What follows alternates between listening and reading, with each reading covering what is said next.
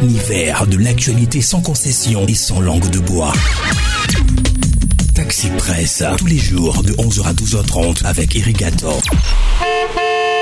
Taxi Presse de ce mardi, ce sera avec Fioclo Adanglenou, le patron du journal L'Enquêteur, Acha Ibrahim, le patron du journal Temps Nouveau, et Ambroise Pondiou, patron du journal des Guardians. Nous reviendrons naturellement sur la situation de crise au Togo. Ça fait presque 6 mois que ça dure et ce n'est pas prêt au niveau des acteurs de terminer le processus. En tout cas, l'année 2018 est une année électorale. Le président de la République, Faure Gnassingbé, l'a évoqué dans son discours le 3 janvier dernier. L'idée du référendum suit d'ailleurs son cours tranquillement.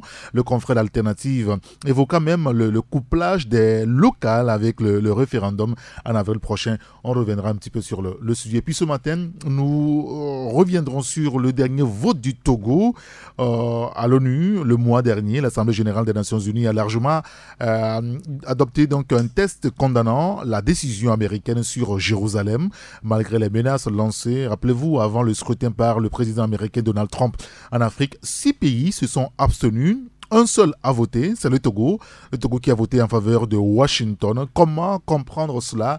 Quelles conséquences sur le Togo? On essaiera d'analyser ce sujet avec mes confrères, bien entendu, en studio.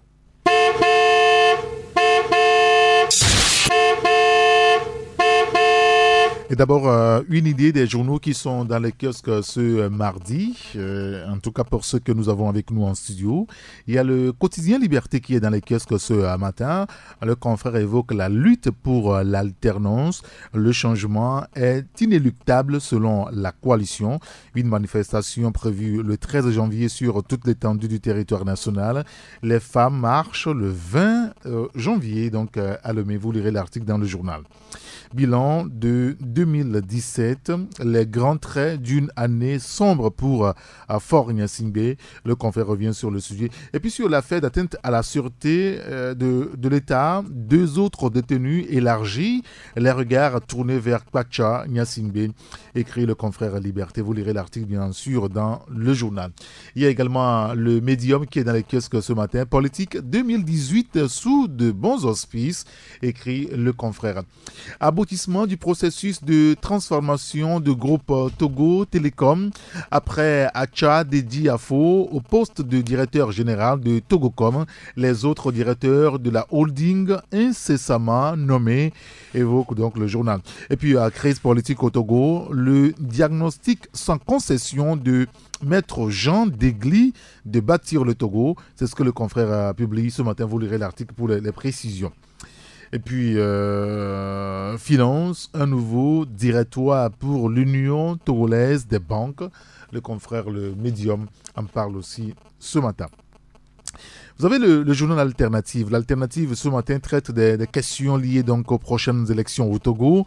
Élections locales couplées du référendum en avril. Faure Gnassingbé prépare son passage en force, écrit le confrère. Grande mobilisation de l'opposition cette semaine. Le combat de libération n'est plus un combat politique, déclare la coalition des 14 partis politiques de l'opposition. En tout cas, vous lirez l'article dans le journal. Et puis, 3 militants du PNP déférés à la prison civile de Lomé. Le confrère en parle. Le journal évoque aussi la santé avec le Synfote. Après le sitting, le Synfote menace désormais.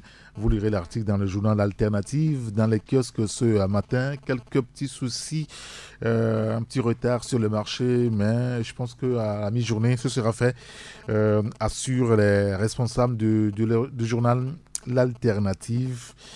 Pas d'affolement donc. Il y a le journal Jeunesse Info, qui est le bimensuel, qui est aussi dans les kiosques ce matin, avec le message de vœux du chef de l'État à la nation. Faure Gnassingbé annonce à la jeunesse: j'envisage par exemple que l'attribution des marchés publics réserve un quota allant jusqu'à 20% aux jeunes entrepreneurs et aux femmes. Le président du CNJ salue, lui, avec donc un grand enthousiasme, la mesure. Vous lirez les détails dans le journal Jeunesse Info. Don de l'ONG Ange Togo aux populations du canton de Goubi. Le geste est fait au bon moment selon le chef canton de la localité. Les détails sont à découvrir dans le journal. Et puis politique, le MJU, le mouvement de la jeunesse de UNIR, annonce des journées unies, c'est à lire dans le journal. Et puis après la fête, place au travail. Le CJD et ses partenaires s'activent pour la promotion du vivre ensemble et le développement. C'est dans le journal Jeunesse Info. Il y a l'Indépendant Express qui est aussi dans les kiosques ce matin. Politique, économie, société, Togo, des lendemains compliqués en 2018. C'est à découvrir dans le journal.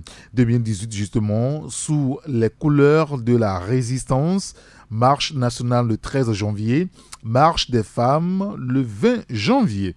Affaire de tentative de coup d'État. Sassou et Esso Nyasingbe libéré, annonce le confrère l'Indépendant Express.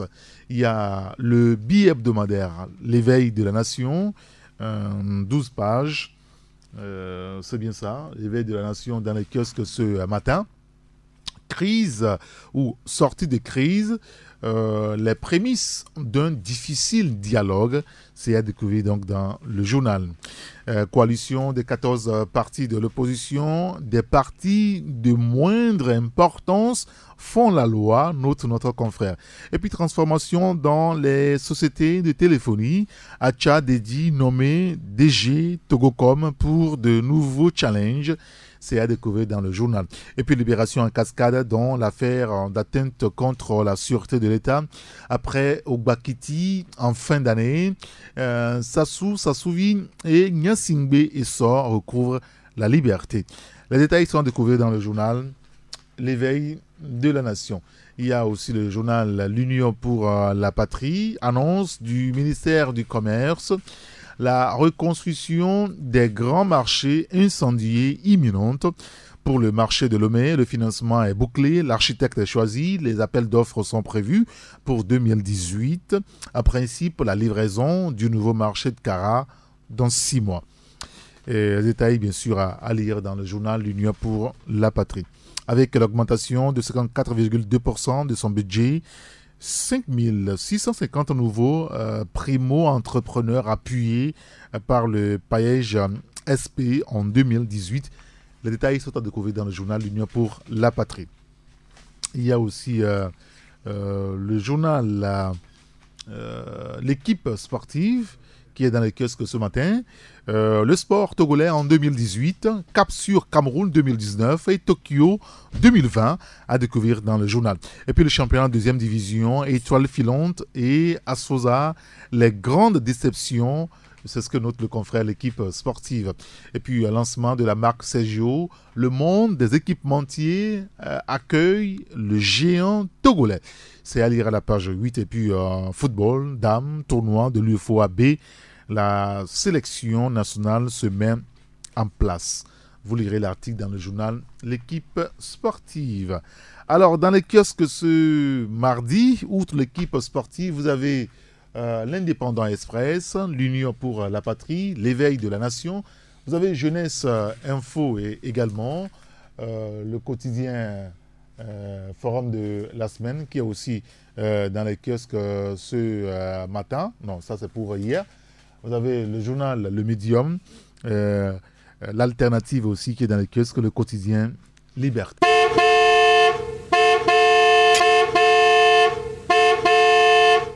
Taxi Presse avec Fioclou Adanglonou, le patron du journal L'Enquêteur.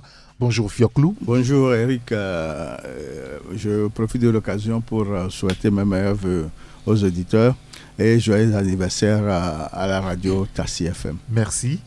Merci de nous faire l'insigne honneur d'être tout le temps en studio chaque fois que nous vous appelons pour le débat. Bonjour à Acha Ibrahim. Bonjour Eric et bonjour aux passagers de notre taxi. Vous allez bien? Oui, très bien. D'accord. Sauf un rhume qui nous embête tous. Oui, c'est la saison. C'est la saison, ouais. Bon, on souhaite que cela passe vite. Bon, mais mes meilleurs vœux à tous les passagers de notre taxi et à tous les grands citoyens de notre plateforme. Et sans oublier le directeur de la radio et bon anniversaire à la radio. Merci beaucoup à Acha Ibrahim. Bonjour à Ambroise Pondio, le patron du journal des Guardian. Oui, bonjour Eric, bonjour chers confrères Fioclou et Acha. D'abord mes meilleurs vœux à vous et à vos familles respectives. Je ne vais pas non plus déroger à la règle en souhaitant un très bon anniversaire à la radio Taxi FM, son directeur général, Blaiseau, qui est un ami et qui fait du bon boulot. Et à Eric, à toi, qui ne ménage pas d'efforts pour pouvoir faire écouter nos commentaires aux auditeurs qui sont accrochés, même si ça blesse certains. Je pense que la vérité en vaut son trésor d'or. Mais meilleur vœu aussi à tous les Togolais qui sont épris de vérité et d'amour, parce que les deux vont de pair. Parce que moi je suis d'obédience chrétienne, et quand Jésus dit quand vous aimez quelqu'un, c'est que vous le portez en vous. On ne peut pas aimer et en même temps haïr. Même si les philosophes pensent que les deux aussi vont de pair, quand vous aimez, vous portez le tout pour tout. Donc il faudrait que nous les Togolais, on s'aime. C'est-à-dire quand on s'aime, il n'y aura pas de barrière politique entre nous. Qu'on puisse avancer et faire avancer le Togo, qui est notre bien commun. Et c'est en cela, mes voeux aussi, ils vont à l'endroit des politiques. D'abord partant du chef de l'État, qui pour le moment est dans le fauteuil présidentiel, et à tous les opposants. On est opposants, on n'est pas ennemis, mais on est adversaires. Et je crois que si le sens est pris tel, je crois qu'il peut y avoir un certain dépassement de soi. Justement, parce que j'ai cru entendre ailleurs, maintenant, il va falloir réfléchir sur le concept opposant, opposition. Oui, c'est des adversaires politiques. Opposant, justement, il faut le prendre au péjoratif. Moi, je l'ai pris au péjoratif. C'est ce qui, dans le sens, m'impose certains comme des ennemis. Alors que opposant devait être pris comme adversaire politique. Je dis bien politique, je pèse les mots. Notre vision de la gouvernance. Oui, c'est essentiellement axé sur la politique. Donc, que les gens le prennent ainsi, que c'est des adversaires politiques, pas des adversaires familiaux, encore moins des adversaires dans le plan économique, non, ou social. En sociologie, on vous dira autre chose. Mais quand on dit adversaire, c'est qu'on ne s'entend pas sur certaines idées politiques. Et il faut que ça s'arrête là. Et que le chef de l'État et tous ceux qui l'entourent comprennent que nous qui les critiquions, on est à même de les aider à avancer.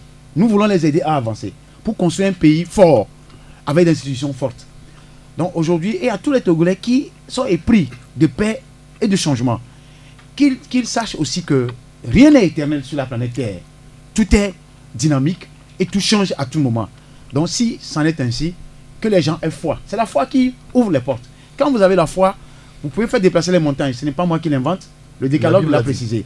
Donc, ayons foi que on ne va pas faire la lutte. On ne fait pas une lutte dans sa chambre, dans son cœur. On fait la lutte et on l'extériorise pour que ça devienne matériel. Bien. Mais on ne fait pas la lutte pour être violent. Oui, il faut aussi marteler ça. C'est pour cela que donc c'est le vœu les plus chers à tous les Togolais et aux dirigeants politiques. Alors, hier, on a fait un petit exercice ici avec les confrères en studio. 2017, ça appartient au passé. Mais forcément, des choses qui ont marqué quand même, qui vous ont marqué. Oui, mais 2017, ce qui nous a marqué, c'est la tournure comprise les manifestations dans notre pays. Vous savez, la lutte pour les réformes, la lutte pour l'enracinement de la démocratie, la lutte pour le bien-être social et économique, la lutte pour, en tout cas, l'amélioration du système sanitaire dans notre pays. Vous savez que c'est une lutte de tous les jours, et tous les Togolais, à tous les niveaux que ce soit, chacun a essayé de porter haut cette préoccupation au niveau des autorités de notre pays, et celles-ci aussi ont fait, en tout cas, un effort nécessaire pour répondre à nos préoccupations, même si cela n'est pas à la hauteur de nos attentes. Il y a eu quand même quelques actions qui ont été menées en ce sens. Mais vers les 3 derniers mois, vous avez vu comment la lutte a pris, comment la tournure que ces luttes ont prise, et cela vraiment nous a un peu d'abord surpris, et par la suite aussi, ça nous a appris quand même à savoir que il y avait quand même une soif d'aller vers le changement, une soif d'aller vers l'amélioration des choses dans notre pays, et que seulement il y a eu je peux dire les Togolais, entre eux, n'arrivent pas à se faire confiance, n'arrivent pas à se parler à eux-mêmes, mais ils préfèrent aller confesser, aller dire certaines choses à autrui pour que autrui vienne dire ça à son prochain, à son compatriote. Or, entre nous, on pouvait s'entendre, on pouvait s'asseoir, discuter, se regarder les yeux dans les yeux, se dire que voilà, ceci, ce n'est pas bien pour nous. Voilà ce qu'il faut faire ensemble, faisons ceci pour que la nation se porte bien. Mais on préfère aller loin, aller chercher quelqu'un à qui on va raconter, en tout cas, toutes les histoires possibles, à qui on va raconter tout le mal qu'on pense de son compatriote, et on revient, on attend que ce soit l'intermédiaire là qui revienne au pays, venir dire à mon compatriote, à notre compatriote, voilà tout le mal que nous pensons de vous. Ce n'est pas bien.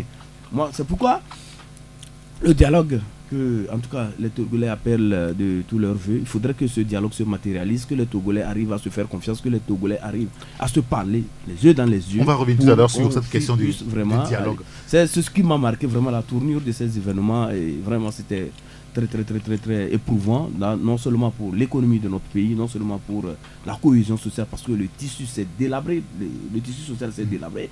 Et quand vous allez dans certains milieux, il y a des familles qui n'arrivent plus à se parler. Quand vous voyez même des gens qui étaient de bons amis, mais à cause de la tournure de ces événements, ils sont devenus des ennemis, des gens qui même se souhaitent même le pire.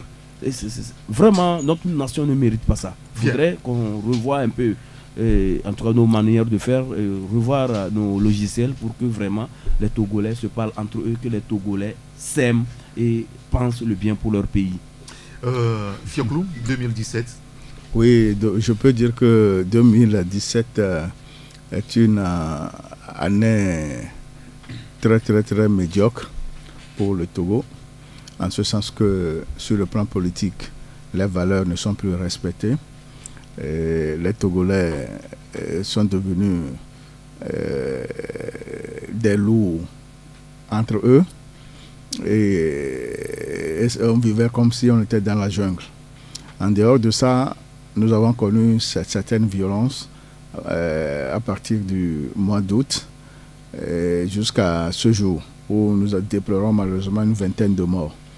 En dehors de ça, on peut aller sur le plan de l'enseignement, qui a connu des grèves à répétition suite aux promesses non tenues. Et pour résumer tout ça, le chef de l'État, dans son discours le 3 janvier dernier, a fait le point de la situation politique qui n'était pas celle-là qu'on connaissait. Même le point de presse du groupe des 14, hier, a fait aussi la même remarque. Ce qui veut dire que l'opposition et le parti au pouvoir reconnaissent que les choses ne se sont pas déroulées comme cela se devait. Très bien. Ça, c'est 2007 pour Fioclou à Danglenou. L'éducation, la question politique avec le tissu social. Acha Ibrahim en a parlé aussi tout à l'heure. Oui, Ambroise, qu'est-ce que vous retenez de 2017 au niveau du journal des Guardian?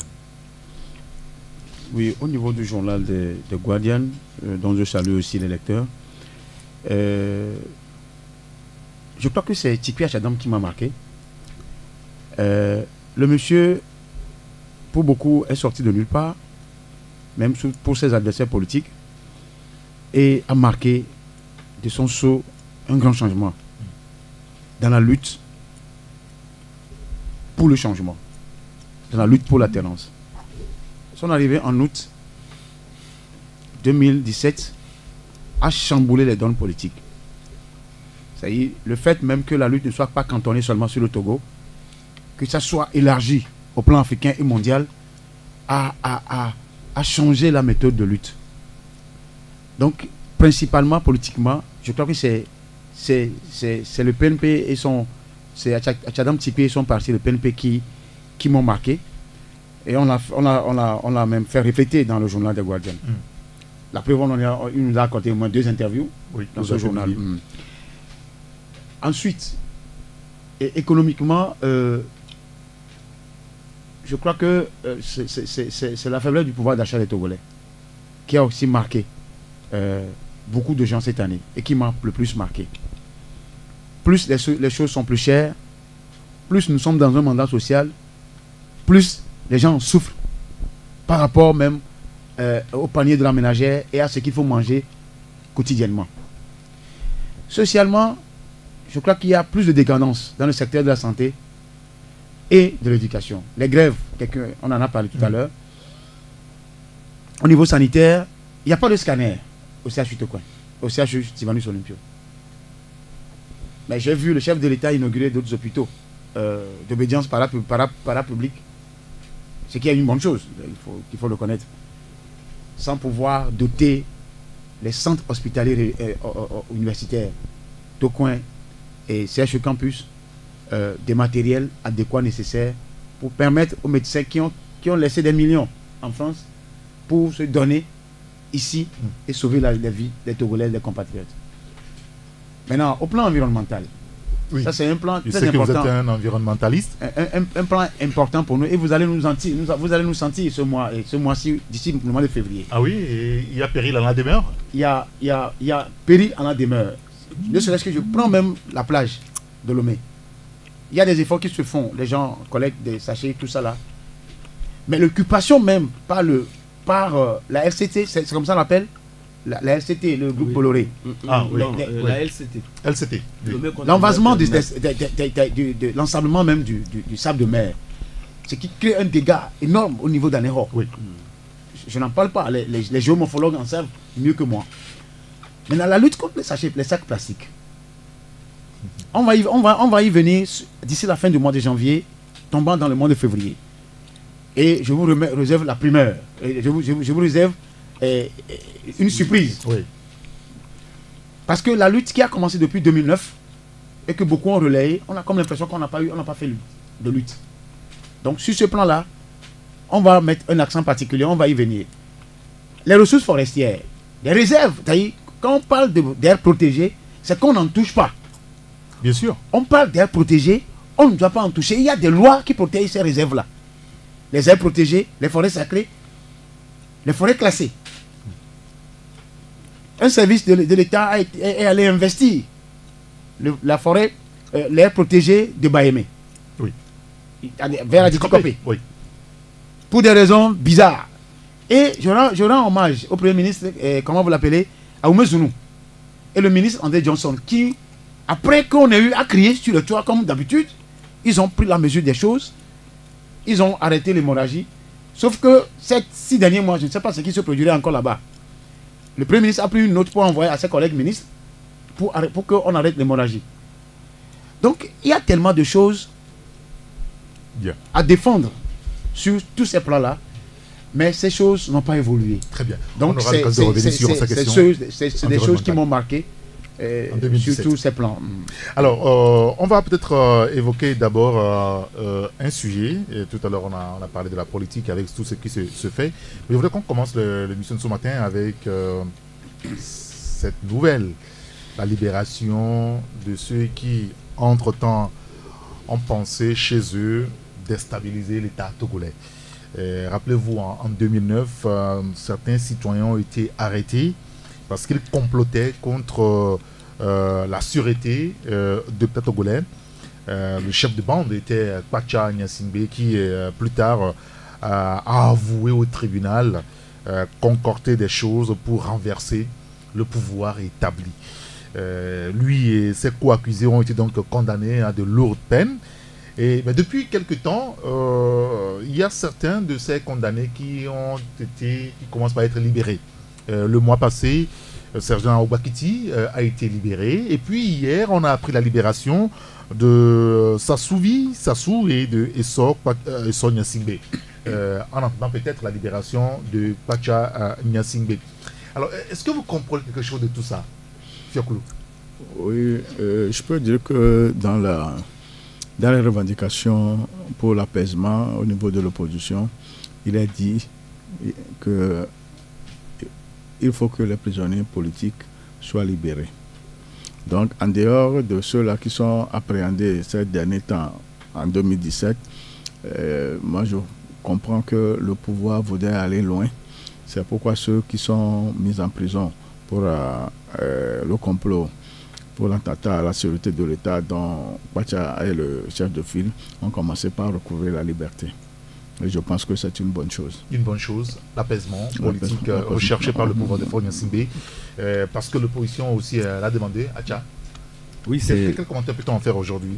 Bon, nous pouvons dire Parce que qu'il n'y a pas, ça fait pas partie... de communication réelle autour Oui, du il n'y a sujet. pas eu de communication réelle autour de la chose, mais quand même, il y a des informations qui nous sont parvenues, comme D'accord. quoi les co-accusés, les co-détenus plutôt, dans l'affaire d'atteinte à la sûreté de l'État, il y a certains qui ont été libérés, ils ont été élargis, et on parle de l'adjudant Ouakete Seydou, et tout récemment aussi Sassou Sassouvi et Esso, M. Gnassingbé Esso. Donc je me dis que c'est en tout cas des gestes que le gouvernement est en train de faire à l'endroit du Togo, parce que nous voulons aller vers la réconciliation nationale, nous voulons aller vers l'enracinement de la démocratie et surtout vers le pardon mutuel, parce qu'il faut le pardon pour que les choses puissent évoluer et que les acteurs politiques aussi puissent penser positif pour leur pays. En dehors de ça aussi, il faut faire remarquer que ces personnes ont été condamnées à des peines de 10 ans. Donc ces personnes sont en train de purger à peine, sont dans leur 9e année, si je fais bien mes calculs. Pacha lui a pris 20 ans. Oui, lui il a pris 20 ans. Donc ceux qui ont pris 10 ans et qui sont presque à la fin de leur peine, je pense que en grande partie ce sont ces personnes qu'on est en train de libérer, puisque l'adjudant Seydou a pris 10 ans et sort 10 ans aussi, ça fait, je pense 10 ans aussi, et donc je pense que c'est pour 2009, voilà, 2018. 2018, ça fait déjà 9 ans. Donc peut-être que c'est dans cette logique que le gouvernement aussi a trouvé nécessaire de les libérer. Et vous savez aussi qu'après cette condamnation, il y a eu... Mais en même temps, est-ce que ce n'est pas un problème que des gens soient condamnés et qu'un beau matin, on apprend qu'ils ont été libérés sans qu'on ne dise à personne réellement ce qui se passe, que le procureur ne se prononce pas, que la justice ne dit rien à l'opinion? Non, chaque jour que Dieu fait, il y a des libérations à la prison civile de Lomé et dans les autres des prisons. prisonniers, pas comme... Le droit commun. Oui. Ah oui, mais ce n'est pas faux. Et comment Non, l'appelle-t-on, la justice n'est pas oui. obligée Oui, de communiquer. Et surtout qu'il y a... la sûreté de l'État. Oui, nous ne refusons pas, mais il y a quand même leur peine. C'est 10 ans. Si on fait déjà 9 ans, je pense que si la justice trouve que pour s'être bien comporté, pour n'avoir pas créé trop d'ennuis encore étant dans le milieu carcéral, et pour en tout cas aller vers aussi l'apaisement, parce que c'est le contexte aussi qui explique ces libérations, c'est en tout cas opportun quand même de les libérer. Donc moi je pense que ça se fera sans tambour battant. Je pense que c'est dans la droite ligne des choses normales qui se font au niveau de la justice. D'accord, oui. Ambroise, quel commentaire vous en faites aujourd'hui? Non, je crois que ça rentre dans la logique des choses, parce que si les gens ont déjà bouclé pratiquement leur peine, c'est normal qu'on les libère. Sauf que le grand boulot reste devant, le gros lot. Parce qu'il y a une chose aussi, quand on appréhende des gens, il y a toujours celui-là qui fait la tête des vedettes. Oui. Et les politiques, quand ça rentre un peu dans la politique, on met en réserve ce gros lot-là pour en faire une monnaie d'échange. C'est ce que je suis en train de lire, parce que l'opposition en a réclamé la libération de Pacha Gnassingbé. Donc on se dira de quoi ils ont à voir avec cette histoire. Quelqu'un qui veut faire un coup d'État, vous voulez sa libération. C'est de bonne guerre, parce que là nous rentrons sur un terrain politique. L'opposition a demandé clairement que Pacha soit libéré? Oui, oui, j'ai cru entendre certains opposants. C'est de bonne guerre. Je crois qu'il faudrait que l'élargissement se poursuive à l'endroit des autres, particulièrement le Pacha Gnassingbé, pour un apaisement, si Faure Gnassingbé veut réellement aller à l'apaisement. Je sais qu'on me dira aussi que c'est la justice qui fait son travail, mais on sait aussi comment ça fonctionne chez nous. On vous dira que la justice travaille, mais l'intrusion des trois pouvoirs fonctionne. Mais il y a souvent en Afrique, dans certains pays à connotation dictatoriale, l'intrusion des pouvoirs exécutifs dans le domaine judiciaire, ce qui est en principe inadmissible. Dans les façades, on vous dira que c'est la justice qui fait son travail, mais au fond, ceux-là qui travaillent là-dessus, c'est les hommes. Donc, quand les hommes sont censés être manipulables, on ne peut pas, personne ne peut me dire qu'il n'y a pas une intrusion d'autres pouvoirs dans d'autres. Donc je crois qu'il faut qu'ils aillent au bout de ce mécanisme ou de ces mesures d'apaisement. Et même ils aiment très bien le mot apaisement. Et je voudrais leur emboîter le pas en disant, si vous libérez Abou et autres, il faut aussi libérer. Je sais que nous sommes des affaires de coup d'État. Mais il y a des jeunes qui ont été pris aussi. Mboueke, les jeunes de Mboueke là. Je lisais un post hier, j'ai failli pleurer. Des gens qui n'ont rien à voir avec le vol, rien à voir avec l'assassinat, se retrouvent avec les dangereux, ces dangereux là, à la prison. Et quand j'ai lu ça, j'ai eu pitié. Je me dis, ceux-là qui sont en train d'embrigader ces gens, si demain eux ils se retrouvent là-bas, parce qu'à tout moment, eux ils peuvent se retrouver là-bas. Donc si une seconde ils imaginent cela, ils peuvent penser que mais des gens ont volé des poules, des gens ont tué, des gens ont braqué. On les met ensemble. On les met ensemble. Ce n'est pas bien, ce n'est pas normal. Mais en même temps, on ne peut pas construire des prisons pour ceux qui volent des poules, et puis des prisons pour ceux qui volent l'argent de l'État, et des prisons pour ceux qui intentent à la sûreté intérieure de l'État. Prison, c'est prison. Au même moment, on n'a pas de mécanisme de réinsertion des prisonniers chez nous au Togo. C'est les ONG qui s'en occupent. Comment on apprend à faire les nattes, comment on a fait de devenir Choumeka ou cordonnier, tout ça là. C'est les ONG qui accompagnent. L'État n'a jamais eu un programme d'insertion des prisonniers. Mais si cela en est ainsi, on pouvait au moins élaguer certains qui n'ont fait que voler des sandalettes au grand marché. Et il y a le comble qui se produit là-bas, c'est des innocents qui aussi se retrouvent là-bas. Donc, les jeunes de Mboueke, je ne sais pas pourquoi on les maintient en prison. Ça, je serai à la place de l'opposition. Mais vous avez écouté le procureur, les chefs d'accusation sont extrêmement graves. Non, ces histoires extrêmement graves, eux-mêmes ils sont graves. Ceux-là qui produisent comment vous l'appelez, ces chefs d'accusation sont graves, eux-mêmes graves. Ils sont graves pour avoir inculpé des gens. Mais montrez-nous les éléments dont vous les accusez à la télé. On vous dira que la justice a ses secrets, tout ça là, il faut secret de quoi. Non. Même si la personne fomente la chose dans la tête, on vous dira en Russie, on veut le voir, le visu, pour les prendre. Parce qu'on le suivait. En France, on en suivait des gens jusqu'à la finalité, on ne les a pas pris, mais ils ont commis des attentats. Au Togo, il suffit même que tu prennes une cigarette qui est PMP ou qui est quelque chose, on t'étiquette. Non, il faut sortir de cette logique-là. D'accord, très bien. Merci donc, beaucoup, je dis donc vous plaidez aussi ils ont commencé par élargir des gens. Il faut qu'on libère les jeunes. Surtout les jeunes de Mboueke là. Pour moi, c'est très important. Il faut qu'on les libère. Il faut libérer Kwacha, libérer les jeunes pour l'apaisement. Puis eux-mêmes, ils disent apaisement. Parce qu'on est dans la période de la réconciliation. Oui, s'il faut Nyansingbe veut réellement réconcilier, ceux-là qui contingentent l'information, ceux-là qui ne veulent pas que la chose aille au bout, ils n'ont qu'à aussi penser que demain je peux me retrouver là-bas. Donc allez continuer à élargir les gens. Kwacha Nyansingbe, les jeunes de Mboueke, ils n'ont pas leur place là-bas en prison là-bas. Ils n'ont pas volé, ils n'ont pas tué. Ils ont juste peut-être, on suppose, c'est-à-dire par présomption, on dit qu'ils ont supposé. Peut-être qu'ils n'en ont même pas fait.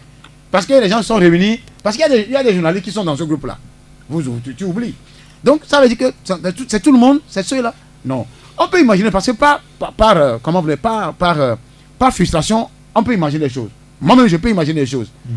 Mais tant que je ne l'extériorise pas, il n'y a pas la pratique dans ce que je fais. Comme en France, on le fait. On a vu des gens, ils ont même dit des choses pires qu'on peut les prendre. Mais ils ne l'ont pas pris. Mais après, oui, il faut les suivre, c'est tout. Les gens n'ont rien commis, ils n'ont fait, vous les embrigader avec les voleurs, les braqueurs, les assassins, les homicidaires, si je peux l'appeler ainsi. Non, merci beaucoup. C'est pas bien.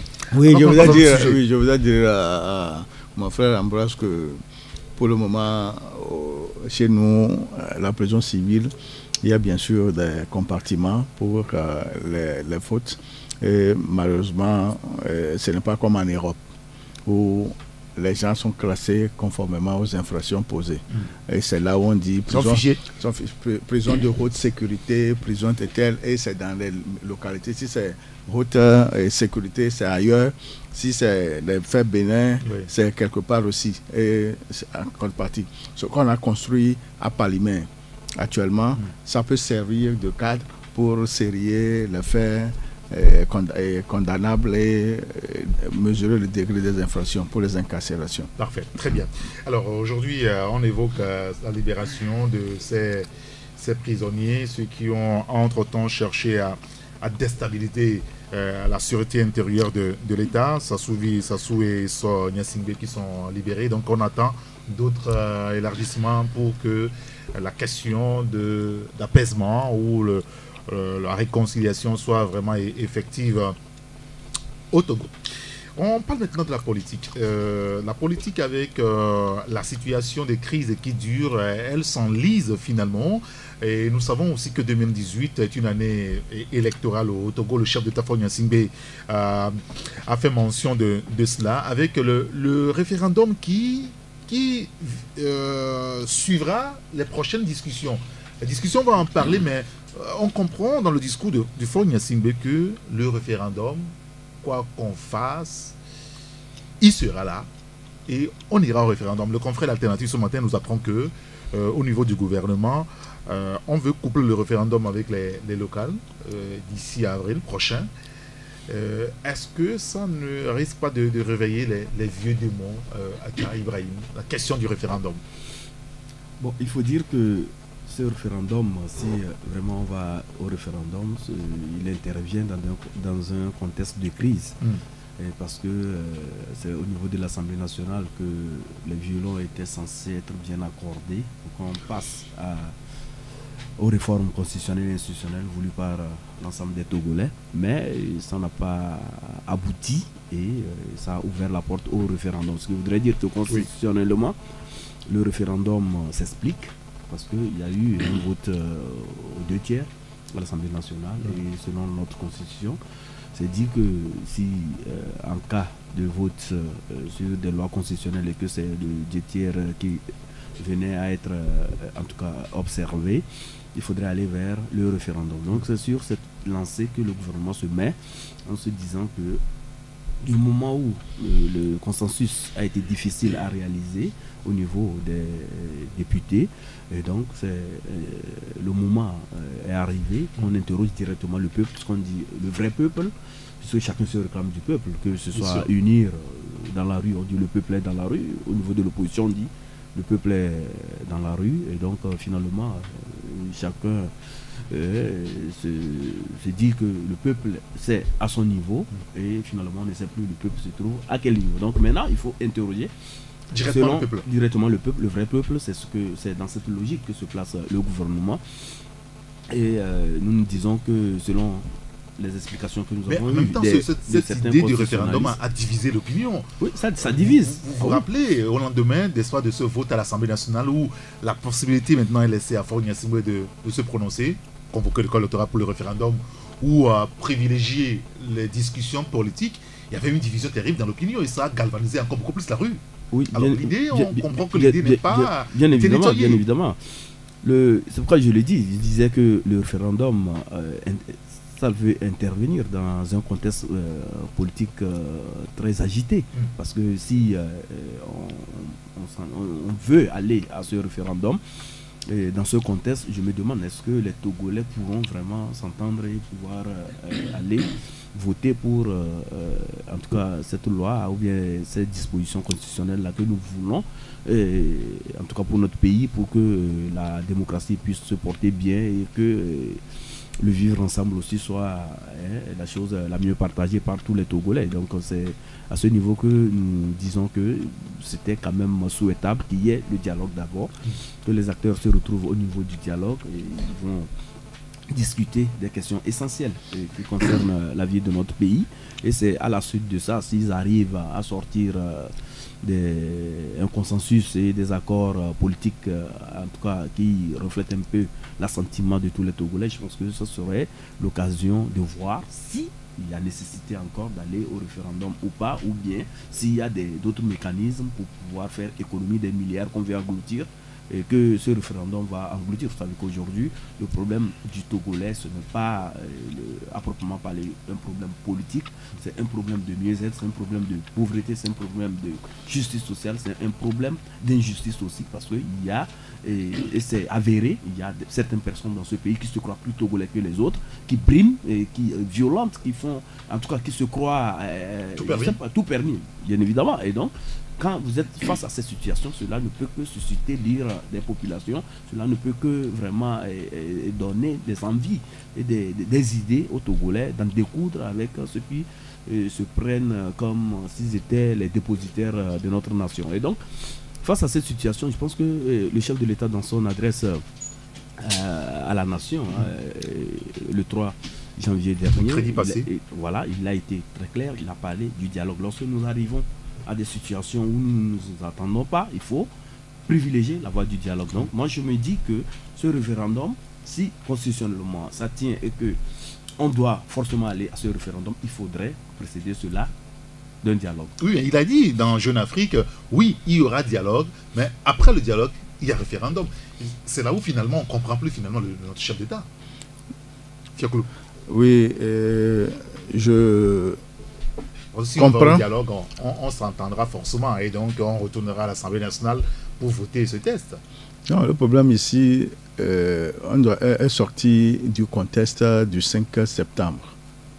Le projet de loi qui est envoyé à l'Assemblée nationale pour vote, et que les députés de l'opposition ont brillé par leur absence et que les 2/3 ont, conformément à la Constitution, travaillé pour que ça aboutisse au référendum. Nous ne sommes plus ce schéma. Aujourd'hui, le schéma, c'est les conclusions des travaux du dialogue. Quand les travaux du dialogue seront au top et par consensus, il est vrai, comme la réforme constitutionnelle est celle-là que tout le monde voulait, il faut que le peuple se prononce sur les revendications qu'il y a, c'est-à-dire les réformes. Donc il n'y a plus de possibilités. Quand les acteurs politiques s'entendront autour d'une table, se mettront d'accord sur l'essentiel, il n'y aura pas de possibilité de retourner le test au Parlement. Il faut directement interroger le peuple. C'est le peuple qui est souverain. C'est mon point de vue. Parce que c'est une loi constitutionnelle. Et en matière de loi constitutionnelle, si c'était une loi promulgable que le chef de l'État peut promulguer, il peut demander une réélecture. Là, c'est de ses prérogatives. Mais maintenant que la loi, en l'état actuel, n'est pas promulgable parce que ça donne droit, ça ouvre la porte du référendum. Le chef de l'État n'a plus à proprement parler de prérogatives au point de vue constitutionnel pour demander une relecture ou bien faire quoi que ce soit. Oui, c'est impossible. On a dit qu'il y a une possibilité pour de demander une relecture du test. Non, en matière constitutionnelle, selon certains experts que moi j'ai eu à consulter, on m'a dit qu'il n'y avait plus de possibilités. C'est la conclusion qui doit aller au référendum. Donc il faut aller à bout, parce que le processus n'est pas encore allé à terme. Il faut que le processus aille à terme jusqu'au vote de la loi, puisque en l'état actuel, c'est pas encore, on n'a aucune loi, ce n'est pas encore voté pour que cette loi soit promulguée. Donc, puisque ce n'est pas encore promulgué, il n'y a plus de mesures pour faire quoi que ce soit. À quoi bon aller au bout? Demander aux citoyens de dépenser de l'argent pour voter le test et après retourner ce test à l'Assemblée nationale. C'est pourquoi nous disons que c'est important d'aller au dialogue. Vous savez qu'il y a des conclusions, des accords politiques qui surplantent les lois de la République. Quand on arrive à un accord politique, on peut voir ce qu'il y a lieu de faire pour le bien de la nation. Le rôle de l'Assemblée est déjà dépassé depuis le 5 septembre. Ambroise Pondio, l'idée du référendum, telle qu'elle est encore avancée aujourd'hui, quel est votre avis là-dessus? Oui, d'abord, je pense que le sujet évoqué par Faure Gnassingbé dans son discours, déjà s'écarte du consensus qu'on peut retrouver dans les discussions politiques à venir. C'est vrai qu'il n'a pas... Ce qui est aussi un peu bizarre et écœurant dans le discours, c'est qu'il n'a pas été clair. Son discours est touffu, en ce sens que... Ah bon? Oui. On me dira que c'est clair, mais ce n'est pas clair. On était dans un débat avec le ministre et moi, qui a essayé d'expliquer un peu, tout comme pour interpréter ce qu'il a dit. C'est-à-dire que, et ça confirme ce que j'ai dit, que le discours est touffu, quelque part. Pour ceux-là qui sont dans les histoires politiques depuis longtemps, ils pouvaient déjà faire une lecture de ce que Faure Gnassingbé veut dire.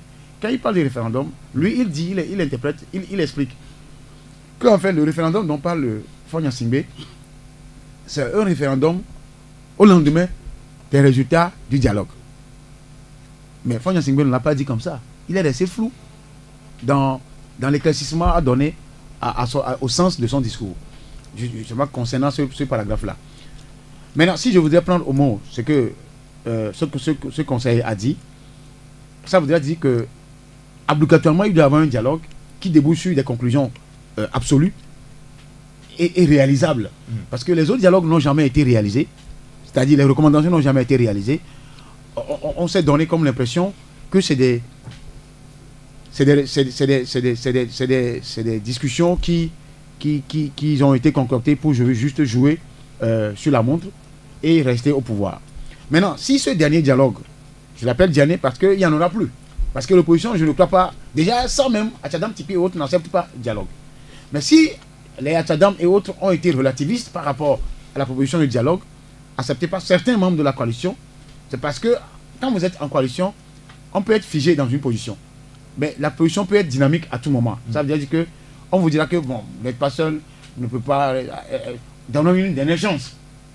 C'est en cela je dis, c'est le dernier dialogue. Il appartient au pouvoir de prendre cette perche-là, de l'utiliser assez pour pouvoir déboucher sur quelque chose de concret pour sortir le Togo de la crise. Autrement dit, s'il n'y a pas de dialogue, le Togo ne sortira pas de la crise et ça n'avantage ni le pouvoir ni l'ensemble du peuple. Oui, parce qu'aujourd'hui, l'idée même du référendum, au niveau de la coalition, on en est réfractaire. Quand ça revient, est-ce que ça ne va pas compliquer les prochaines discussions? Je serais pour un référendum. Écoute bien, Eric. Je serais pour un référendum si toutes les conditions sont réunies pour aller à ce référendum. C'est-à-dire la transparence même du scrutin, qui repose sur l'épuration du fichier électoral. Donc, revoir l'ensemble du cadre électoral. C'est-à-dire le code y compris. Le code se trouve dans le cadre électoral. La traçabilité même des résultats et savoir réellement le oui que les gens ont dit, c'est le vrai oui et non un faux oui. Ça, c'est un. De deux, que le dialogue débouche sur des recommandations consensuelles. Que chacun s'accorde sur ce qu'on a eu à discuter au dialogue. Que les gens ne jouent pas au faux fiant, les gens ne jouent pas au dilatoire. Nous irons encore. Cette phrase-là, ça m'énerve, moi. Nous irons rendre. Nous irons rendre compte à qui de droit. Qui est qui de droit? Qui de droit fait partie de la crise? Qui de droit là, c'est Fonya Singbe. Il fait partie des protagonistes de la crise. Et la dernière fois, le ministre l'a dit. Moi, j'ai dit non. Fonya Singbe fait partie de la crise. Et il doit être à la table de discussion. C'est en cela, moi, je suis d'accord pour un dialogue. C'est le président de la République qui doit être, il est au-dessus de la mêlée. Fonya Singbe ne s'est pas montré être justement au-dessus de la mêlée. Il faudrait qu'on le lui dise. Il ne s'est pas montré être au-dessus de la mêlée. On a tué des gens Sokolé, y compris des militaires. On a bastonné des gens. On a largué des gaz dans les maisons à Baie. Mais ceux qui vivent à Baie n'ont pas choisi de vivre à Baie parce que là-bas, ils savent que demain, il y aura des marches là-bas. Donc c'est pour vous dire que même sa position par rapport aux milices. Les milices qui ont encore fait des dégâts à Kara, ça fait quelques jours. Oui. Mais il est ambigu sur la question-là. Donc c'est pour vous dire que le monsieur fait partie de la crise. Il est protagoniste de la crise et il doit répondre à ces dialogues lui aussi. Qu'est-ce que lui en pense? Et je suis allé loin en disant, le chef d'état-major des armées, des forces armées togolaises, il doit être partie intégrante. Le chef de la sécurité du Togo doit être partie de la crise. Le chef des services de renseignement doit être partie de ce dialogue pour sortir le Togo de la crise. Parce qu'il s'agit de... Bien, monsieur, on ne mettra pas terme au fin tout de suite à ce débat-là. Nous allons marquer une pause. On revient juste pour la suite du Taxi Presse. Taxi FM souffle sa 3e bougie grâce à vous. Joyeux anniversaire. Taxi FM. Deuxième partie de Taxi Presse avec Fioklo Adanglenou, le patron du journal L'Enquêteur, Acha Ibrahim, le patron du journal Temps Nouveau, et Ambroise Ponjo, le patron du journal des Guadeloupe. Est-ce que vous partagez l'avis tout à l'heure d'Ambroise Ponjo, Fioklo? Qui disait que sur la question du référendum. Du dialogue. Moi j'ai donné mon point de vue, ce que je pense. Il faudrait que le chef de l'État soit à la table des discussions. Le chef de l'État, pour son propre honneur, peut venir faire l'ouverture et laisser la conduite des travaux aux délégations. Parce que moi je ne vois pas ça, la raison de sa présence. Oui, mais il y a des expériences du passé. Hein. Vous vous rappelez de ce dialogue Togo Télécom 1, Togo Télécom 2, le CPDC rénové, où il y a toujours des envoyés, des émissaires du gouvernement. Non, je dirais même des émissaires du chef de l'État, le président du parti. Et ils viennent, on discute à un moment donné, ils disent, bon, on va aller rendre compte à l'autorité, et puis on revient. Ça bloque les discussions. Alors l'idéal, est-ce que ce ne serait pas que le concerné soit là directement et on gagnerait beaucoup plus de temps dans les discussions. Bon, si moi je mets des doutes là-dessus parce que ce n'est pas le protocole qui le permet, mais je pense que la délégation de l'UNIR qui va arriver là-bas aura la carte blanche pour pouvoir parler au nom de ce parti. Tout ça. Acha. Non, mais puisque actuellement, lorsqu'on parle du dialogue, lorsqu'on parle de la crise togolaise, soyons sincères, on ne voit que Faure Gnassingbé. Tout le monde ne voit que le départ de Faure Gnassingbé. Tout le monde ne voit que les mandats de Faure Gnassingbé qui s'échelonnent. Tout le monde ne voit que la gestion du pays par M. Faure Gnassingbé qui, à mon avis, reste à améliorer. Et donc, si le débat tourne autour de M. Faure Gnassingbé, c'est que lors des discussions, tout portera sur la gestion du pays par M. Faure Gnassingbé, sur les mandats présidentiels, la limitation du mandat présidentiel, sur l'élection qui va intervenir en 2020, parce que ça serait une année de grands enjeux. Et donc, moi je me dis que les acteurs doivent d'ores et déjà commencer par réfléchir sur tous ces mécanismes énumérés. Et M. Faure Gnassingbé aussi doit intégrer dans ses approches le fait qu'il y a des problèmes sérieux en matière de réforme constitutionnelle et institutionnelle. Il y a des problèmes concernant la pauvreté dans le pays. Il y a des problèmes concernant le système sanitaire. Il y a des problèmes concernant même la corruption. Oui, la corruption. Ça aussi, parce que c'est ça qui met à genoux le développement dans notre pays. Donc, s'il intègre tout ça là dans sa façon de gérer, je pense que lors des discussions, les gens s'entendront. Auront plus de facilité à discuter. Il y aura discuter. de facilité à discuter, étant entendu qu'on veut le meilleur pour le Togo. Donc, moi, je ne vois pas, en tout cas, un problème assez il y a là aussi grave. La question du dialogue. On a le sentiment aujourd'hui que le dialogue, comme le confrère Courrier de la République a écrit hier, est devenu un serpent de mer. Rappelez-vous, au lendemain de l'ouverture de la crise politique au Togo, on ne fait que parler du dialogue, et beaucoup plus au niveau du pouvoir. On était presque dans la posture de quémander le dialogue, appeler l'opposition à venir à la table de discussion. Elle a toujours refusé. Le chantre même de ce refus, c'est Tikbi Etedam, Ambroise Kondio l'évoquait tout à l'heure. Et puis après, l'opposition, c'est elle qui tend presque à demander aussi à dialoguer.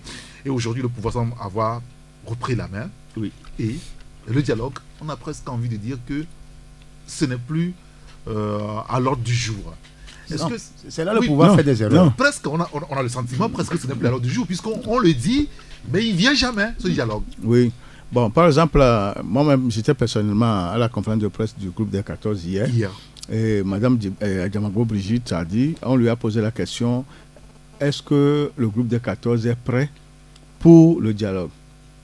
Elle a répondu oui, que la délégation était à Accra il y a quelques jours. Oui. Et en principe, il devrait avoir une délégation ghanéenne qui est venue au Togo, à Lomé, auprès du gouvernement pour des entretiens préalables. Et c'est sûr que tout est sur la bonne voie. Donc, ils n'attendent que la convocation ou bien le feedback. Médiateur, disons, le médiateur, le Ghana qui jouait le rôle de médiateur, ils n'attendent que le feedback pour savoir sur quel pied danser. Alors, est-ce qu'on prend trop de temps par rapport à cette discussion? C'est ça qui fait dire à certains que, bon, voilà, tout le monde parle de dialogue, mais en réalité, personne ne veut le dialogue. Et donc, c'est finalement un serpent de mer. J'analyse une chose ou deux. Premièrement, quand on parlait de dialogue, quand le gouvernement avait pratiquement commandé le dialogue, et que l'opposition refusait, hésitait à aller, donc on se dit que ceux-là qui sont des... comment vous l'appelez? Ceux qui sont des modérés, ils disent qu'ils n'ont qu'à aller discuter. Chaque fois, on leur demande, ils ne viennent pas. Sauf que l'opposition a aussi peur d'aller à un dialogue qui n'aboutisse pas comme les autres. C'est là où moi je donne raison à l'opposition.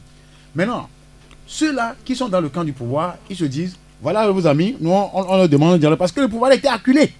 Ils demandaient ce dialogue-là. Et l'opposition aussi avait monté la chaîne là-bas très haut pour ne pas aller ce dialogue, pour pouvoir faire passer les choses comme il le réclamait, que le pouvoir même concède de lui-même que nous allons accepter la constitution de 92, ce qui n'était pas le cas. Quand vous produisez du gaz, vous ne la consommez pas, ça, c'est de l'énergie, oui. Ça s'évapore. Le gaz n'est pas encore totalement évaporé. Il y a encore ce gaz-là, parce qu'il y a encore des gens dans la rue les samedis. Allez voir les samedis dans la rue. Ça vous a dit quoi? Le pouvoir aussi, de son côté, les gens disent, mais vous demandez le dialogue. Maintenant, ceux-là que vous demandez, qui hésitaient, ils sont maintenant prêts. Le pouvoir aussi joue comme une jeune fille de 16 ans à qui on fait la cour. Le pouvoir tourne autour du pot. C'est une mineure amoureuse. Oui, bon, 18 ans pour sortir de ce cadre juridique-là. Parce que je ne voudrais pas faire un débat juridique sur cet aspect. L'âge mineur, c'est 18 ans. Mais il y a aussi l'autorisation qu'on peut avoir avec 17 ans ou 16 ans. Tout dépend. Maintenant, ça c'est juridiquement possible. Maintenant, le pouvoir tourne autour du pot parce qu'il sait qu'il a repris la main. Maintenant, l'erreur que le pouvoir fait en ce sens, c'est que vous ne savez pas si demain encore un autre Sikpi Achadam sortira et qui veut bien vous balayer cette fois-ci. C'est l'erreur que fait le pouvoir. Le pouvoir lui-même a projeté un dialogue avant la fin de l'année 2017. Oui. Ce qui n'a pas été fait. Nous sommes en début d'année 2018. Autant programmer un dialogue pour trouver un terrain d'entente. Maintenant, s'il veut jouer, comme certains accusent l'opposition de jouer aussi, on vous prend la main, vous refusez, qui sera le perdant en dernier ressort? Vous pensez que ce sera le pouvoir? Oui, parce qu'ils n'ont pas vu Tikpi venir. C'est comme ça. Il peut en être... un autre peut aussi... Il n'y a aucun pouvoir éternel sur la planète Terre. Il n'y en aura pas. Et ce n'est pas Faure Gnassingbé et son entourage qui va l'inventer. Il y a eu des pires, les tyrans comme Néron, Galba, Claude, les Caligula qui ont été les tyrans. Et d'aucuns n'ont imaginé que ces gens-là partiront un beau matin. Les Jules César étaient là, non? Les pharaons, les Ramsès II avaient résisté. Ils ont parti. Eux aussi partiront. Et je veux qu'ils comprennent ce matin qu'ils partiront. Non, c'est pas à vous de dire qu'ils partiront. Je suis citoyen togolais et je suis à même de le dire. Oui, mais ils doivent aller dans le sens. Ils doivent aller dans le sens du dialogue. Et je leur demanderai humblement, comme eux-mêmes ils l'ont initié, de convoquer ce dialogue. Parce que l'opposition a accepté le dialogue. Pourquoi ils retournent en arrière? Ils font un retour en arrière. Il y a eu une consultation, je pense que vous ne l'oubliez pas, récemment au niveau du gouvernement. L'opposition, la coalition a refusé qui manifestent dans la rue, c'est 14 partis politiques. Oui. Convoquez-les d'abord. Ceux qui font du remplissage, on les connaît. Des gens qui se résument à un seul, dont les partis se résument à la personnalité du président. D'accord. C'est ce dont vous parlez? La question du dialogue maintenant. Oui, Fiaclo, avant de la parole à Tcha, excusez-moi. Vas-y, Fiaclo.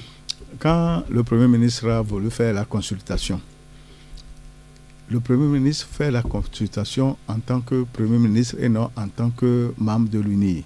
Ce qui veut dire que les délégations qui seront consultées, il y aura celle de l'UNI.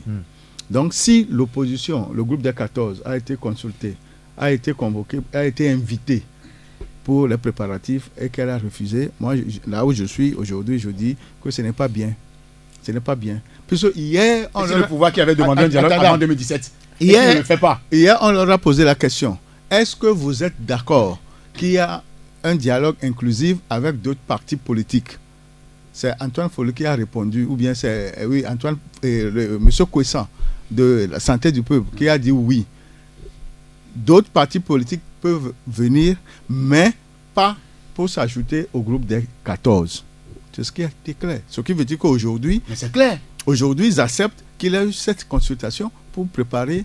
Ils ne sont pas dans la rue, ils viennent de foutre quoi, M. Floclou? Ces gens ne sont pas dans la rue. Oui. C'est ceux qui manifestent, qui réclament le dialogue. Oui, mais on parle de la classe politique. On parle de la classe politique. C'est du remplissage qu'on fait souvent. Comme le dialogue social, on vous dit, on fait remplir des gens et au final, les résultats sont toujours là. Ce que les enseignants, ça c'est juste une parenthèse. Hein. Il faut quitter ce champ-là. On voit le problème en face, on contourne, le problème demeure. Vous avez mal au bras, vous donnez votre pied, le bras sera détruit et on va le couper. C'est comme ça. Bien, à Tcha Ibrahim maintenant. Non, le problème togolais est un problème. Il est complexe, n'est-ce pas? Non, il n'est pas complexe. Les gens ne veulent pas comprendre. Justement. Sinon, c'est un problème très simple, mais on tourne autour. Des fois, même on laisse le problème, on va s'attaquer aux questions de périphérie, quoi. Et on perd du temps. Sinon, c'est une question de réalisme. Moi, je me dis que c'est une question de réalisme. Et quand vous voyez un peu l'approche du gouvernement, surtout de M. Faure Gnassingbé, il est dans une posture de légalité. Tout doit se faire dans la légalité et selon les lois de la République. C'est pourquoi, si vous reprenez son interview dans Jeune Afrique, vous allez entendre à un niveau, il y a un bout de phrase là qui disait tout. Il dit, il comprend leur impatience. Il fait allusion à son mandat présidentiel. Et il fait allusion à la possibilité que la Constitution lui offre encore pour être candidat 2 fois encore. Vous comprenez? C'est le problème togolais. Et l'opposition aussi sait que Si, à l'état actuel, on va au dialogue et qu'on allait vers le référendum, ce qui est sûr est que M. Faure Gnassingbé peut être candidat en 2020 et en 2025. Parce que le grand problème, c'est autour de ça. Hein. C'est autour de ça. Et c'est une question de légalité ou bien de légalisme. Et si tous les acteurs politiques revenaient à de meilleurs sentiments et allaient dans le sens du réalisme politique, de rapport de force et de ce qui doit être fait dans un État, dans un contexte démocratique, le problème togolais aurait déjà trouvé des solutions. Parce qu'il y a actuellement trop de fixations. Certains pensent que ceux qui viennent... De tous les côtés? De tous les côtés, bien sûr. Parce que certains pensent que ceux qui viennent pour... ceux qui voudraient qu'on limite le mandat, ceux qui voudraient qu'on fasse ceci, c'est parce qu'ils veulent venir au pouvoir.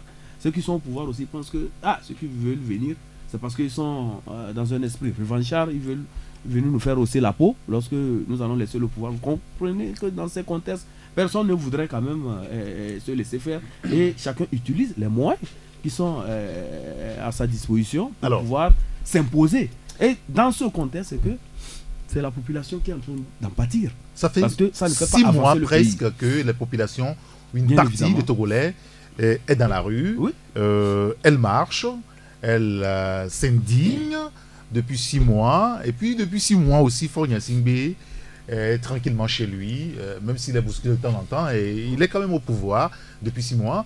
Alors on se pose la question, puisque cette semaine encore, il y a des manifestations qui sont prévues, l'opposition évoque la marche nationale le 13 janvier, samedi prochain, et puis UNIR à côté aussi qui annonce des manifestations à travers le pays. Finalement, le rapport de force va encore se mesurer dans la rue cette semaine. À qui tout cela profite-t-il finalement, je veux dire? Oui, moi, avant de revenir à ta question, je voudrais ajouter ceci. Hier, à la conférence de presse, Mme Adjamago, la coordinatrice, disait ceci: il ne faut pas croire qu'il y aura de compromis, c'est-à-dire de concessions lors du dialogue. Puisque sur les réseaux sociaux... C'est un message politique. Puisque sur les réseaux sociaux, il a déjà écrit que le groupe des 14 va faire d'énormes concessions. Or, si le groupe fait des concessions, on ira aux compromissions. Ce qui veut dire que la rue est mise à côté. Tel ne sera pas le cas. Les 4 revendications, réforme constitutionnelle, institutionnelle, reconstitution du cadre électoral, libération des prisonniers politiques, tout ça, sont les 4 revendications qui doivent trouver des réponses, des solutions. Ce qui veut dire que chaque point sera minutieusement étudié. Et c'est là où le problème de volonté politique, que moi je vais appeler ici consensus, va jouer son rôle. Alors l'opposition dans la rue, UNIR aussi annonce son retour dans la rue parce que UNIR a disparu depuis les premières manifestations du 29 août. En août, 2017. De retour dans la rue. Finalement, cette guerre à qui cela profite-t-il réellement? Mais ça ne profite à personne. Sauf que ça fait. Ouais, mais sauf que le pays est toujours paralysé, en train de reculer.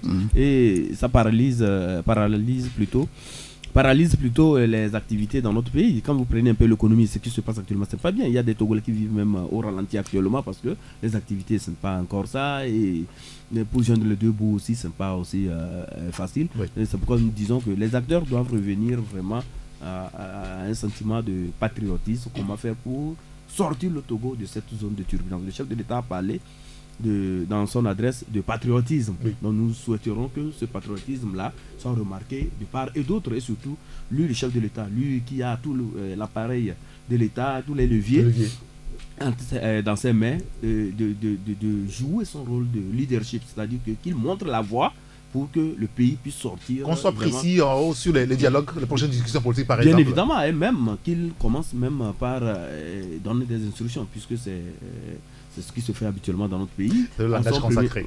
Consacré à son premier ministre pour que le cadre de discussion soit rapidement ouvert et que l'opposition aussi puisse à son niveau faire le pas décisif. Parce qu'il faudrait aussi avoir des passerelles, discuter avec le pouvoir, parce que ce ne sont pas des ennemis, c'est des Togolais comme nous aussi, et tout ce que nous voulons pour le pays, et nous le voulons pour l'ensemble des citoyens. Donc l'opposition aussi peut faire un pas vers le gouvernement, vers le chef de l'État, discuter, voir dans quelle mesure on peut sortir le Togo de cette crise. Mais s'il y a la fixation sur le fauteuil présidentiel, le fauteuil pour le fauteuil, je me dis que cette crise va toujours continuer. Mais en même temps, ce sont des partis politiques. On ne trouvera pas vraiment... L'objectif, c'est d'accéder au pouvoir. Oui, mais il faut créer des conditions assez acceptables avant de venir au pouvoir. Il faut œuvrer à ce que le pays se porte bien avant de venir au pouvoir. Et même du côté même de ceux qui sont au pouvoir aussi, même si vous avez déjà le pouvoir, il faut créer aussi les bonnes conditions pour que le peuple puisse trouver aussi son compte, pour que le peuple aussi sache que, en confiant son destin entre vos mains, c'est que il a confié son destin dans les mains des hommes responsables, des hommes qui l'écoutent, des hommes qui cherchent vraiment à ce que le bonheur puisse être vraiment de mise sur la terre de nos aïeux.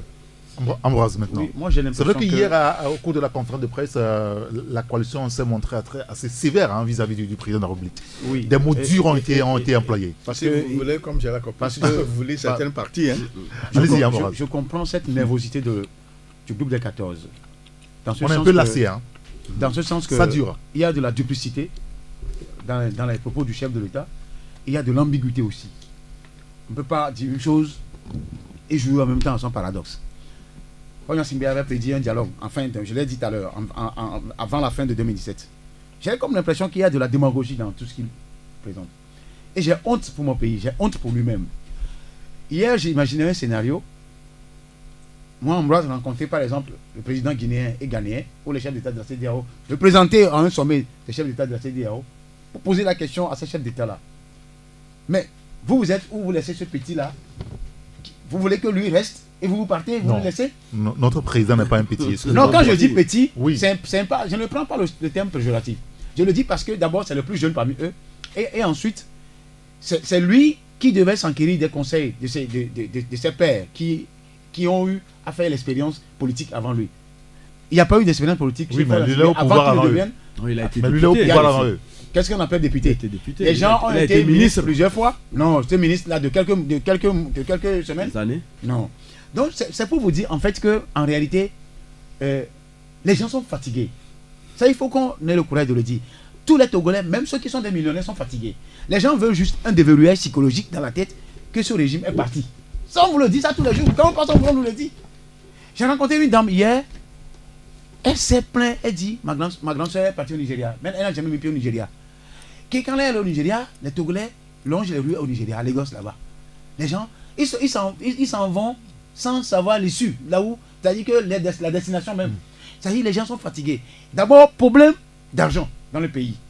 Il n'y a pas d'argent dans le pays. Ce que les gens vont manger, c'est ce pourquoi. Vous êtes sûr qu'il n'y a pas d'argent dans ce des pays-là? immigrés. Les Togolais sont devenus des immigrants économiques. Vous n'allez jamais compter les Togolais par le passé dans les immigrants qui vont. Ambroise, vous êtes sûr en qu'il n'y Europe. a pas d'argent dans ce pays? Vous êtes sûr? Non, s'il y a de l'argent, peut-être, c'est les mêmes personnes. C'est les camps de 300, 400 personnes qui ont toujours l'argent et qui ont la même mise sur les marchés, sur tout. Vous n'allez jamais avoir accès à certains marchés. Parce que c'est un réseau.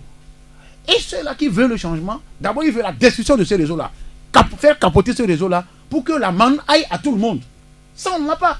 Quand Fognan Simbé fait le discours, moi, je n'ai plus foi en ces discours parce que je dis que si ces discours sortent souvent, c'est un peu truffé de démagogue. On l'écrit, bon, il faut écrire, il faut dire ça cette année. Juste, il faut dire quelque chose. Et quand on le dit, ça ne se réalise pas dans les faits. D'accord. Donc, je dis aujourd'hui que les Togolais sont fatigués. Et quand j'ai vu des jeunes de première, seconde terminale, je vous dis, dans 5 ans, si rien n'est fait, ce sont eux qui prendront le flambeau. C'est-à-dire, laissez les jeunes de Imbouké qu'on l'arrête comme ça là. Eux-mêmes, ils vont se révolter d'eux-mêmes. Et Fognan Simbé va sentir ça dans les nez. Donc, le mieux pour lui, c'est de décider. Là, vous menacez carrément. Non, c'est de décider. Non. Vous menacez carrément. Je ne menace personne, c'est la réalité. Les gens n'aiment pas la vérité, il faut qu'on leur dise la vérité, s'ils le veulent ou pas. Moi, je vais leur dire ça. Faites quelque chose pour sortir le Togo de l'ornière. Parce que ces jaunes qui arrivent là, c'est une bombe. Et ça, quand ça va exploser, vous allez tirer, mais vous ne ferez rien. Les gens comptent sur les armes pour s'éterniser au pouvoir. Les armes n'ont jamais réglé un problème. D'accord, très bien. Au même moment, ce qui est important juste par un mot. rapport à la situation socio-économique dans notre pays, vous avez vu que de temps en temps, nous avons eu à sonner l'alerte par rapport aux initiatives au niveau du développement à la base, notamment le FNFI et autres. Oui. Le chef de l'État, dans son adresse, Ah oui, est revenu il a augmenté là-dessus. un petit Et peu il a estimé qu'il faut augmenter la cagnotte. Et voilà, si nos autorités peuvent nous entendre de temps en temps comme ça, lorsque nous faisons des propositions, qu'elles ne prennent pas ça comme... De 30 000, on est passé à 120 000. Voilà, à 120 000, c'est déjà sensible. Les femmes peuvent peut-être démarrer des activités avec ça et ça pourrait avoir un impact assez sérieux. Et en dehors de ça aussi, il y a le côté des hôpitaux aussi. Il en a fait qu'à l'approche contractuelle et qui va s'étendre à d'autres structures. Mais il faudrait, à mon avis, aussi aller vers l'équipement. Il faut voir le plateau technique qui est en déconfiture actuellement dans presque tous les centres. Il faut renforcer cela. Et tout ça, là, ça ne peut se faire que si nous arrivons à créer des conditions favorables pour produire de la richesse dans notre pays. Bien. Et si nous produisons de la richesse et que certains sont là seulement pour nous piller, vous comprenez que nous allons toujours tourner en rond et ça Donc ne va pas aller. il faut les punir. D'où maintenant, vraiment, il faut aller aux actes. La question de la lutte contre la corruption doit être vraiment inscrite à l'ordre, que le chef de l'État commence maintenant par jouer le rôle qu'il sied quand même, le rôle qui est important à jouer pour que nous nous débarrassions un peu de ces racailles-là qui ne font que piller, qui ne font que causer du tort vraiment à l'économie nationale et au développement de notre pays. Alors, il vous en souvient que le mois dernier, le Togo s'est distingué parmi les États africains au niveau des Nations Unies. Vous vous rappelez de ce fameux vote du Togo à l'ONU, l'Assemblée générale de l'ONU qui a largement adopté un texte condamnant la décision américaine sur Jérusalem, malgré les menaces lancées avant le scrutin par le président américain Donald Trump. Alors, par rapport à ce vote, en Afrique, il y a 6 pays qui se sont abstenus. Il y en a qui ont voté contre cette décision américaine, mais il y a un pays qui a voté pour ou en faveur de Washington. Le seul pays africain, c'était le Togo, et à l'international, ça a quand même suscité la curiosité. Il y a eu plein de débats sur les chaînes occidentales. Comment est-ce qu'il faut comprendre cette façon? On sait que nos gouvernants ont un penchant pour l'État hébreu. En même temps, nos gouvernants sont friands quand même de l'argent des pays arabes. Est-ce que ça n'a pas, du Golfe, est-ce que ça n'aura pas de conséquences finalement, parce qu'il y a beaucoup de ces banques islamiques qui financent quand même notre développement? Ambroise Pondio. Oui, tout à fait. Ça doit forcément avoir des conséquences, mais ça n'exclut pas le fait d'avoir une position. La position du Togo, c'est politique. Ça, il faut le reconnaître. Avoir un service de renseignement fort, qui soit outillé par Israël, parce que l'un des meilleurs pays en cette matière, c'est l'Israël. Et ensuite, avoir des soutiens de l'Israël et des États-Unis pour aussi se maintenir au pouvoir. Ça aussi, il ne faut pas les laguer. Est-ce que... Non, mais je suis le seul, je crois que je suis le seul journaliste à avoir, je ne sais pas, à avoir félicité le gouvernement pour ça. Ça, il faut pas je ne le cache pas. Ça veut dire que le volet politique, je vous l'ai dit, oui, le gouvernement va avoir un soutien et se maintenir. Ça, c'est clair. Mais il y a un volet religieux et spirituel. La prophétie est là. Ce n'est pas le Togo qui viendra aller à l'encontre de cette prophétie. Et un État qui a ce courage-là, ce n'est pas de n'importe qui. Je l'ai bien dit, j'ai voulu le volet politique. Nos amis Fognan Simbé, son truc, cherchent à se maintenir. Donc ils sont prêts même à s'accrocher au diable pour y aller. Vous savez que cette décision a été actée depuis 1995 par le Congrès américain. Mais aucun président des trois, c'est-à-dire Bush, Clinton et Barack Obama, n'ont eu le courage de le faire. Mais il faut un fou pour le faire. Le fou est venu le faire. Lui, il est venu pour une mission. Les ultra-conservateurs, il y a les lobbies juifs qui sont là-bas, plein là-bas, aux États-Unis. Il faudrait que quelqu'un vienne accomplir la prophétie. Et c'est Trump qui est le fou. Et c'est lui qui devait le faire. Il s'en fout des autres, il va le faire. Il l'a fait. Donc moi j'ai encouragé, félicité le Togo pour avoir ce courage de le faire. Il n'est pas le seul. Mais on est seul en Afrique. Non, on est seul en Afrique à avoir voté pour Washington. Il y en a qui ont joué à l'hypocrisie, qui vont emboîter le pas au Togo. Si éventuellement l'ambassade est transférée en Israël, ça veut dire que le Togo, s'il a une ambassade en Israël, ce sera à Jérusalem, c'est clair. Il y a le Ghana et la Tanzanie qui ont déclaré, entre griffes, que si éventuellement, eux, ils ont probablement, ils sont abstenus. Oui. Pour des raisons stratégiques, politiquement. Nous sommes dans une géopolitique. Si éventuellement l'ambassade se déplace, eux, ils ont dit qu'ils vont faire... que le Togo a voté pour. Hein. Oui, ils vont aussi déplacer leur ambassade. Je crois qu'il y en a encore d'autres États à Boutouari, il y en a d'autres États encore en Afrique australe surtout. En Afrique australe. Même l'Éthiopie, qui est là-bas. Vous savez qui est les Falachas. Donc, quand vous rentrez dans la géopolitique du Proche-Orient et des contingences alliés qui sont en Afrique et aux États-Unis, vous comprendrez que le Togo n'a pas fait un choix facile. Ça n'a pas été facile. Oh, en même temps, excusez-moi Ambroise, en même temps, on prend de l'argent dans le Golfe. Nos projets de développement justement, c'est sont la plupart l'hypocrisie. soutenus. Le Sénégal et autres, je peux le comprendre. Si le Bénin, par exemple, ne vote pas pour cette résolution ou vote pour cette résolution, peut-être c'est aller chercher de l'argent, mais au fond, il y a de l'hypocrisie. Le Togo s'en fout peut-être de l'argent là. Le Togo est membre comment vous l'appelez? Le CI. Oui. De plusieurs. Le Togo est dans le clan de l'Arabie Saoudite. Oui. Mais ça n'exclut pas que le Togo soit un État souverain. Vous savez, quand on est un État souverain, vous savez que il y a des actes l'Arabie qu'on peut Saoudite poser. aujourd'hui est alliée à l'Israël par Mais je l'ai dit. Par rapport au Je l'ai problème dit. qui est dans la région. Je l'ai dit. Le Et Togo, donc, pour terminer, je l'ai dit. Oui, justement, Que terminé. ce choix que moi je félicite est fait probablement et certainement pour des raisons politiques, pour des intérêts politiques, se maintenir au pouvoir. Quand nous choisissons de rentrer au pouvoir, nous aurons le soutien des Américains, on aura le soutien de l'Israël, surtout en matière de renseignement. D'accord, oui, Acha Ibrahim. Non, il faut dire que on dit souvent que les États n'ont pas d'amis, mais des intérêts à sauvegarder. Et donc, si le Togo vote pour, en suivant la résolution, la position américaine par rapport au statut de Jérusalem, je pense que c'est à la suite d'une appréciation assez objective, parce que le Togo, si vous voulez, en tout cas, Jérusalem, oui. Ce n'est pas du nouveau. Le Knesset est à Jérusalem, le Parlement israélien est à Jérusalem, le gouvernement même siège à Jérusalem. Donc quand vous allez à Tel Aviv, ce n'est que la grande capitale mégalopole, l'aéroport, c'est tout. Sinon, tout le levier du pouvoir, tout l'appareil étatique se trouve à Jérusalem. Et c'est depuis fort longtemps, c'est pas aujourd'hui. Donc aujourd'hui, moi je me dis que c'est une question de formalité qu'on est en train de faire. Et le Togo. Mais ça crée les mois à l'international. Oui, ça crée le mois à l'international. Mais le problème c'est quoi? C'est que ce qui est extraordinaire aussi, c'est que la mosquée Al-Aqsa, qui se trouve être vraiment le problème, c'est-à-dire quand vous allez à l'esplanade des mosquées, c'est ça qui crée un peu de problème. Les gens sont en train de penser que les Juifs vont envahir cette mosquée. Or, quand vous voyez un peu ce qui se passe au niveau de l'État hébreu, cette mosquée est bien protégée.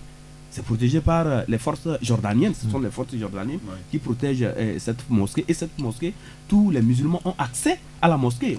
Les gens observent leurs prières là-bas, ils font tout là-bas. L'État juif n'a pas, comment dit-on là, imposé des interdictions par rapport à cette mosquée. Sauf que le plus souvent, lors des prières, il y a en tout cas des agitations autour de ça. Ça crée souvent des scènes de désordre autour en tout cas de la vieille ville de Jérusalem. C'est là où il y a problème. Sinon, quand vous prenez la ville nouvelle de Jérusalem, mais il y a tout là-bas. Ça n'a rien à voir avec un État qui n'est pas ordonné. Le gouvernement est là-bas, le Parlement, les grandes institutions même sont à Jérusalem. Lomé II affectionne Israël. Notre président s'y rend régulièrement. On nous a même appris qu'il se soigne très régulièrement en Israël. Ça peut être aussi un élément, au-delà de volet politique qui évoque à Ambroise Pondio, Fioklou. Moi, je dirais que la position du gouvernement prouve que le gouvernement togolais est souverain. Et le deuxième volet, je peux dire que c'est une réponse à ceux-là qui ont... Tous ceux qui ont voté sont souverains. Oui. Donc, poser l'acte pour la reconnaissance, chacun est souverain. Et en même temps, c'est une réponse à ceux-là qui ont contribué à ce que le sommet Togo-Israël soit annulé. C'est ce que moi j'ai déduit comme la réaction immédiate. Ceux-là, ils se connaissent. C'est un problème entre Israéliens et Palestiniens. Ceux-là qui ont contribué à notre instabilité jusqu'à ce jour sont là, ils se connaissent. Outre. Parce que quand vous allez aujourd'hui en Arabie Saoudite, vous avez Riyad qui est la capitale, mais il y a la ville de la Mecque qui est une ville sainte. Non, la Mecque qui est une ville sainte où il y a la Kaaba, il y a en tout cas tout ce que vous avez là-bas jusqu'à Médina et autres. En Israël aussi, c'est vrai que Tel Aviv a été une ville qui a été construite pour vraiment refléter la capitale de l'Israël, mais les Juifs ont leurs croyances. les murs de lamentation. Oui. C'est là-bas, c'est à Jérusalem. Et dans la vieille ville de Jérusalem. Et selon ceux qui ont eu, nos confrères ont eu à voyager avec le chef de l'État, ce qu'ils nous ont rapporté, c'est que quand vous allez à Jérusalem, les trois symboles de la religion se côtoient. Oui. Il y a le quartier juif, le quartier chrétien, le quartier musulman. Et il n'y a pas quand même de velléité, de domination d'un quartier par rapport à l'autre. Et là, il y a au même moment la nouvelle ville de Jérusalem qui est en train d'être construite avec des buildings. Oui. Ouais, on dirait vous êtes à New York. Ce qui voudrait dire que dans les faits, c'est que Jérusalem est déjà la capitale, était depuis longtemps la capitale de l'Israël, parce que c'est là-bas où le gouvernement est, c'est là-bas le siège du Parlement, tout ça, même les grandes institutions israéliennes sont à Jérusalem. Donc moi je me dis que le Togo n'a fait que faire un choix réaliste et judicieux en votant pour vraiment le problème en réalité c'est les conséquences, ça vous l'avez pas abordé. Oui, les conséquences des fonds quotidiens, fonds d'arabe et les conséquences directes que nous pouvons observer pour ce vote, c'est que les fonds arabes, les fonds koweïtiens, les fonds saoudiens qui sont dans les investissements sociaux et des infrastructures routières peuvent être bloqués. Mais pas les fonds saoudiens, les Saoudiens, c'est les alliés aux États-Unis. Je ne pense pas. Même le fonds koweïtien, si le Togo a des projets en direction du fonds koweïtien, le Togo peut avoir, parce que ce n'est pas coordonné à un soutien à la Palestine. C'est comme le Maroc. Le Maroc est très très très très engagé pour la Palestine, mais le Togo, en faisant ce choix, garde toujours ses relations privilégiées avec le Maroc. D'accord. Donc voilà, comme le Qatar aujourd'hui cherche indéfiniment des alliés pour avoir été lynché dans la région. J'étais au Burkina Faso. Ce n'est pas le Qatar qui viendra laisser pour contre le Togo parce qu'il a pris une position. Non. Actuellement, le Qatar cherche des alliés. Moi, tu sais, ce débat est intéressant quand on parle du Proche-Orient. Tu sais, avec l'accord de Camp David, qui avait déjà scellé ces histoires-là, qui a même amené les Jordaniens à protéger. Oui. Si l'extrême droite israélienne vient actuellement au pouvoir, on peut terroriser ces gens à tout moment. On peut, c'est-à-dire que c'est pas volonté. C'est la crainte, hein. Oui, c'est pas volonté de l'État d'Israël de garder ces lieux saints par rapport aux trois religions. Mahomet serait enlevé ou bien serait allé au ciel dans ce lieu-là. Raison même de cette mosquée. Oui. Et la ville, ce que ça symbolise pour les chrétiens, ça tout le monde le sait déjà. La tombe de Jésus-Christ. Le pèlerinage à Daho en démontre en dit long. Et les juifs, ceux-là qui vont souvent faire, ce n'est pas du chocolat qu'ils font là-bas. Donc c'est dire que la prière, c'est que moi je suis pour deux États qui cohabitent ensemble. Parce que la guerre de 6 jours, moi j'en ai lu des livres, aucun État ne peut supporter ce petit pays Israël là-bas. On va tous les détruire. Parce que ça c'est déjà produit. Donc autant aller à la paix. Et cette paix-là, je crois qu'il faudrait que nos amis, mes frères musulmans aussi comprennent qu'il y a une prophétie biblique qui suit son cours. Non, les frères palestiniens, il y a des chrétiens en Palestine. Oui, voilà, les frères palestiniens, ils n'ont qu'à suivre le cours de la prophétie que Jérusalem n'est pas aussi tombé du ciel. Tout comme Dieu a dit à Moïse, va à Canaan, tout ça là, ça interpelle la prophétie de Canaan.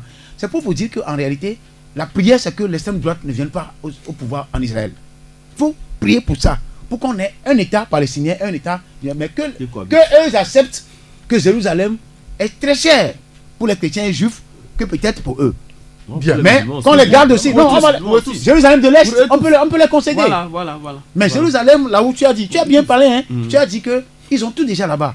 Mais Donald Trump est juste venu pour concrétiser ça. D'accord. Bon, je voulais faire une précision pour dire que le Togo n'est pas contre, comment l'appelle-t-on là, en tout cas, la création d'un État palestinien. Le Togo n'est pas contre parce qu'il y a eu plusieurs fois des votes au niveau de l'ONU, il y a eu des discussions. C'est par rapport au transfert, n'est-ce pas le Togo s'est toujours montré pacifique parce que nous sommes un État de paix. Nous devons aussi demander à ce qu'il y ait la paix partout. Donc le chef de l'État, que ce soit M. Gnassingbé père ou Gnassingbé fils, ils ont toujours prôné la paix dans la région là-bas. Très bien, monsieur, merci beaucoup. Merci à Fiokoulou Ananglenou.